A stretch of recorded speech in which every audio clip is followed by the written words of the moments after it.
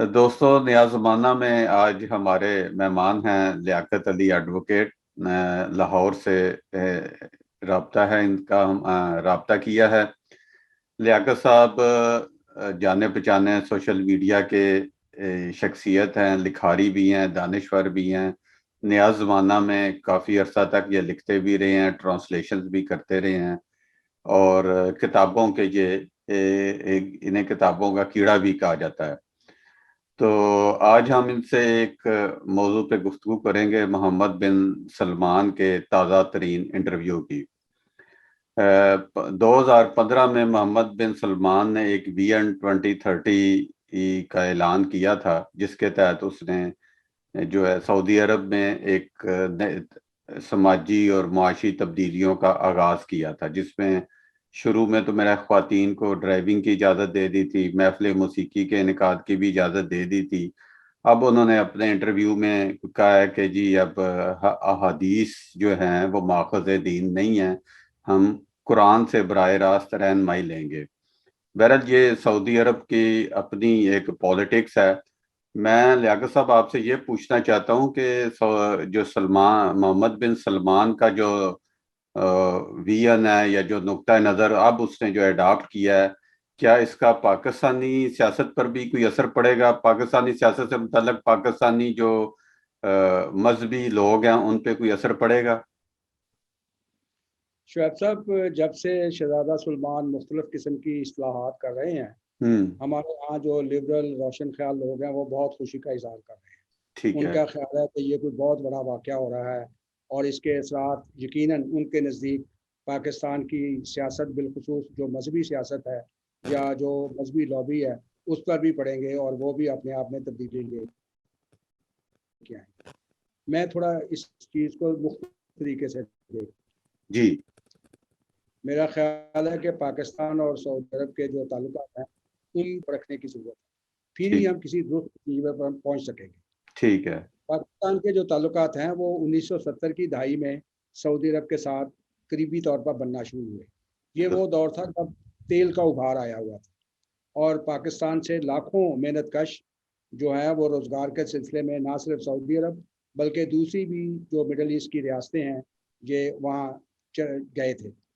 اب ان لاکھوں لوگوں کو جو باہر سے گئے تھے سعودی عرب میں اور یہ دوسری مڈل ایسٹ کی شیخ ڈمز میں، ان کو کنٹرول میں رکھنے کے لیے، قابو میں رکھنے کے لیے سعودی عرب نے مذہب کو کیا، اور پاکستان کی مذہبی لابی کو بھی استعمال کیا، اور مولویوں کو وہاں لے جا کر لوگوں کو باور کروایا گیا کہ سعودی عرب میں کام کرنا جو ہے ثواب کا کام ہے، یہاں آپ نے کسی ایسی ایکٹیویٹی میں حصہ نہیں لینا جو سعودی حکومت کے خلاف ہو۔ آپ وہاں حج کریں، عمرے کریں، اور بادشاہوں کی درازی عمر کے لیے دعا کریں۔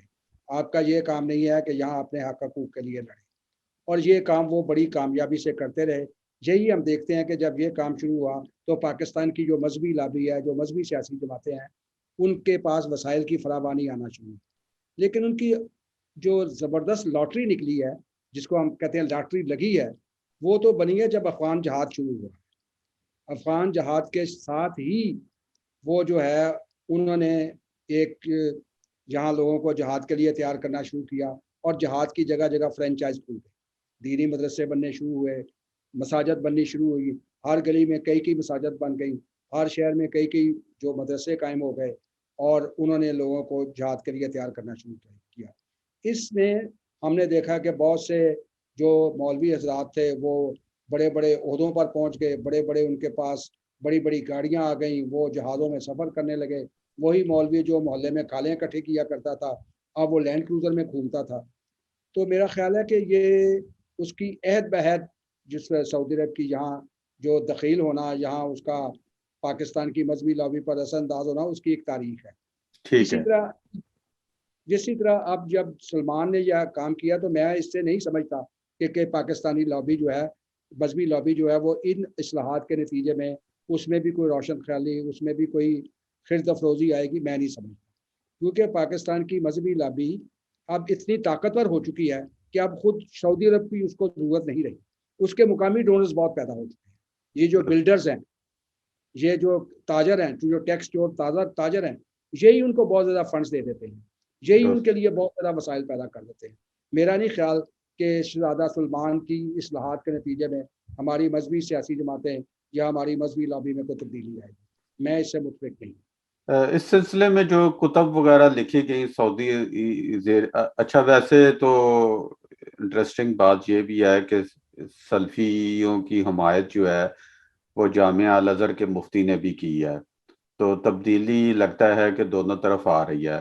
ہمارے یہاں زیادہ تر حنفی فقہ کے بھی ہیں، سلفی بھی ہیں، سعودی عرب کی مدد سے مدرسے بھی بنے تھے، مگر اس دوران جو اتنی کتب وغیرہ آئیں، عربی کی کتابیں آئیں، ان کے ترجمے یہاں پہ ہوئے، تو کیا اس کے تحت اب شاید اب نئی کتب یا فقہ کی لکھی جائیں یا کوئی نئے قوانین بنائے جائیں، اور ان میں سے کچھ لوگ کہیں کہ بھئی اب سعودی عرب تو ایسے کر رہا ہے تو آپ ایک پرانے جو ہے ماحول میں رہ رہے ہیں، کیا اس طرح کی کوئی کوشش ہوگی یہاں پہ؟ یہ جیسے کہ دیکھیں ہمارے وقتوں میں ہم نے دیکھا تھا غلام احمد پرویز تھے، انہوں نے بھی کہا تھا کہ حدیث جو ہے وہ ماخذ دین نہیں ہو سکتا۔ جوید گامدی صاحب نے تھوڑے سے ڈیفرنٹ طریقے سے موجودہ حالات کے مطابق اس کو ایڈجسٹ کیا تھا۔ دیکھیں یہ جو احادیث سے انکار والی بات ہے، یہ تو ہمارے ہاں اس کی روایت بہت پرانی ہے، یہ 19ویں صدی سے جاری ہے۔ آپ ٹھیک، خواجہ احمد دین کو جانتے ہیں، جی آپ عبداللہ کڑالوی کو جانتے ہیں، جی غلام احمد پرویز کا آپ نے ذکر کیا، غامدی، اس کے علاوہ بھی بہت سے لوگ ہیں جنہوں نے اس پر بہت سی کتابیں لکھی ہیں۔ مثلا خواجہ احمد دین کی کتاب قرآن با مقابلہ قرآن، ٹھیک ہے، اگر عبداللہ چکڑالوی کی چیزیں پڑھ لیں تو وہ پرویز سے بھی بہت آگے ہیں۔ آج درست، اگر جو خواجہ احمد دین کی چیزیں کتابیں پڑھیں تو وہ پرویز سے بھی بہت آگے ہیں، اور ٹھیک ہے، شاید آپ اس سے پہلے مولوی چراغ علی کی کتابیں پڑھیں تو وہ تو ان دونوں سے بہت آگے ہیں۔ جی اس لیے یہ ہمارے ہاں یہ کوئی جو ذہنی رجحان ہے یا جو علمی رجحان ہے یہ پرانا ہے، لیکن اس کی پذیرائی یہاں نہیں ہوئی۔ پاکستان میں اس کے ماننے والے، اس کے پیروکاروں کی تعداد ہمیشہ بہت ہی کم رہی ہے اور آج بھی بہت کم ہے۔ جب آپ کہتے ہیں کہ سلفیوں کی حمایت پاکستان میں، تو آپ کو پتہ ہے بریلوی تعداد میں زیادہ ہے، اور بریلویوں نے بھی بہت مدرسے قائم کیے ہیں اور وہ سعودی عرب کی مدد کے بغیر قائم کیے ہیں۔ اور درست، آج بھی دیکھیں کہ دعوت اسلامی جو ہے وہ ایک بڑی مذہبی تنظیم ہے، اور وہ تو ایک پورا ٹی وی چینل چلاتی ہے، اور جی اس کے سب سے زیادہ جو مساجد جو ہیں اور جو اس مدرسے ہیں وہ دعوت اسلامی کے ہیں، اور ہر جگہ ہر محلے میں ان کے کارکن موجود ہیں، ان کے جو ہیں وہ ذمہ داران موجود ہیں جو چندے اکٹھے کرتے ہیں، جو کھالیں اکٹھی کرتے ہیں۔ اور جو جس لوکیلٹی میں رہتا ہوں وہاں 15 بلاک ہیں، اور 15 بلاکوں میں سے 12 سے زیادہ مساجد جو ہیں وہ یہ خدمت دعوت اسلامی کی، اور ہماری لوکیلٹی میں 2 بڑے مدرسے ہیں۔ اس لیے یہ اس کو صرف یہ کہہ دینا کہ یہ سعودی عرب کی فنڈنگ سے جو چلتے تھے وہ بند ہو جائیں گے، وہ پہلے بھی بند تھے اور سعودی عرب سے خاصی ان کو سختی کا سامنا تھا، لیکن ابھی بھی آپ جب آپ امریکہ میں بیٹھے ہوئے ہیں، اوورسیز پاکستانی آج بھی پاکستان میں پیسے بھیجتے ہیں مساجد کے لیے، درست ہے، ٹھیک ہے۔ اور درست ہے، یہاں ایک جس ہمارے گھر کے پاس ایک آدمی جو ہے اسے 10 مرلے کا پلاٹ، انگلینڈ میں رہتا ہے، اور اس نے 10 مرلے کا پلاٹ لے کے مسجد بنوائی۔ اور دنیا جہان میں مذہب کوئی پیسے دینے والے، مذہبی لوگوں کو چندہ دینے والے اوورسیز ہی ہوتے ہیں۔ جیسے درست، بی جے پی کو جو فنڈ ہے وہ جی زیادہ اوورسیز انڈین دیتے ہیں، درست اور ہے، پاکستان میں بھی اوورسیز جو ہیں وہ پاکستان کی مذہبی سیاسی جماعتوں کو اور مذہبی مولویوں کو زیادہ جو فنڈ ہے وہ اوورسیز دیتے ہیں۔ اس لیے یہ کہنا کہ سعودی عرب بند ہو گیا، ہو جائے بند، یہ ابھی نہیں بدلیں گے۔ اس کو بدلنے کے لیے ریاست کو بدلنا ہوگا، کیونکہ در- ان کی جگہ جو ہے پاکستان کی ریاست میں، پاکستان کی ریاست کا ان کے سر پر ہاتھ ہے۔ پاکستان کی ریاست جو ہے وہ مذہب کے نام پر قائم ہوئی ہے، اور اب پاکستان کی ریاست جو ہے وہ اپنے ایسنس میں مذہبی ریاست ہے، اس لیے وہ ان کے سر پر ہاتھ رکھتی ہے۔ یہ ان کو نظریاتی مواد فراہم کرتے ہیں پاکستانی ریاست، یہ شہزادہ سلمان یہ کرے وہ کرے، اس سے کوئی فرق نہیں۔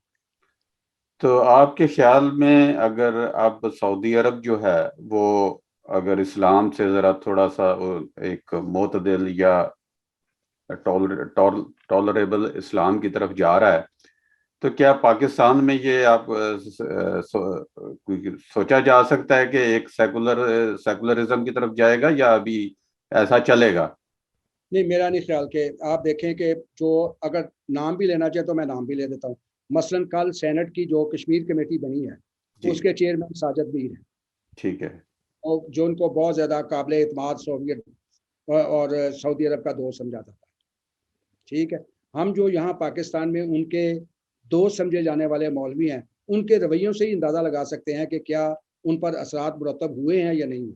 ابھی تک تو ہمیں کوئی ایسا نظر نہیں آیا کہ جو سلفی مولوی ہو, سعودی عرب سے جو اس کا قریبی تعلق بھی ہو, اور وہ یہاں کوئی روشن خیالی کی, اعتدال کی, رواداری کی, برداشت کی بات کریں. ان کے رویے تو ابھی تک ویسے ہی ہیں. اور جیسا کہ آپ نے بتایا کہ یہ 2015 سے پروسیس شروع ہوا ہے, 6 سال میں آپ دیکھیں کہ کیا تبدیلی آئی. مجھے تو نہیں لگتا کہ جو شہزادہ سلمان نے 6 سال میں اپنے ہاں اصلاحات کی ہیں, ان کا کوئی عکس پاکستان کی جو ان کی ہمدرد لابی ہے اس پر بھی پڑا ہو. وہ تو اسی طرح ہی کام کر رہے ہیں, وہ وہی نظریات پھیلا رہے ہیں, وہ وہی رجعت پسندی کی باتیں کر رہے ہیں. اس لیے میرا خیال ہے کہ اس کے لیے پاکستان کے لوگوں کو خود جدوجہد کرنی ہوگی, اور یہ جدوجہد مولوی سے زیادہ پاکستان کی ریاست کو جو ریفارم کرنے کے لیے, پاکستان کی ریاست کی بنیادوں کو نئے سرے سے استوار کرنے کے لیے ہے. مولوی خود بخود بدل جائے گا جب پاکستان کی ریاست بدلے گی. درست. ویسے تو سعودی عرب میں بھی کوئی صورتحال کوئی تبدیل نہیں ہوئی ہے. جب تک وہاں پہ ڈیموکریسی نہیں آتی یا جب تک ڈکٹیٹرشپ رہے گی, میرا نہیں خیال کہ وہاں پہ کوئی تبدیلی آئے. سعودی عرب میں ون مین رول ہے. یہ جو وہ شہزادہ سلمان جو کچھ بھی کر رہا ہے وہ لوگوں کی رضامندی یا لوگوں کی مرضی اس میں شامل نہیں. جب کوئی ایک بندہ کوئی قدم اٹھاتا ہے تو وہ دوسرا بندہ آ کر اس کو الٹ بھی دیتا ہے. یہ تو وہی ہے کہ لوگوں کی اجتماعی رائے جو ہو, اس اجتماعی رائے کے ذریعے تبدیلیاں لائی جائیں. جب تک وہاں خود آزادی اظہار رائے نہیں ہے تو ہم کیسے کہہ سکتے ہیں کہ یہ لوگوں کی رائے ہے. بادشاہ کا بیٹا ہے, بادشاہ خود بننے جا رہا ہے, وہ کسی وقت بھی موڈ آیا تو کچھ کر سکتا ہے, کسی وقت کچھ کر سکتا ہے. وہ ایسا نہیں ہے کہ کوئی وہ اس کی مستقل مزاجی کے ساتھ یہ کام چلے گا. میں اس سے زیادہ وہ بہت زیادہ ہوپ فل نہیں ہوں کہ پاکستان پہ اس کے اثرات مرتب ہوں, کوئی مثبت اثرات مرتب ہوں. فوری تو بالکل ہی نہیں ہوگے. ٹھیک ہے, مجھے بھی نہیں لگتا کہ کوئی ایسا کوئی بہت جلد تبدیلی آئے, انلیس کہ وہاں پہ کوئی ڈیموکریٹک سسٹم یا پروسیس شروع ہو. تو لیاقت صاحب بہت شکریہ آپ کا. ہم نے آپ سے ایک مختصر سی گفتگو کی ہے. آپ سے گفتگو کا سلسلہ جاری رہے گا مختلف ایشوز کے اوپر. شکریہ آپ کا.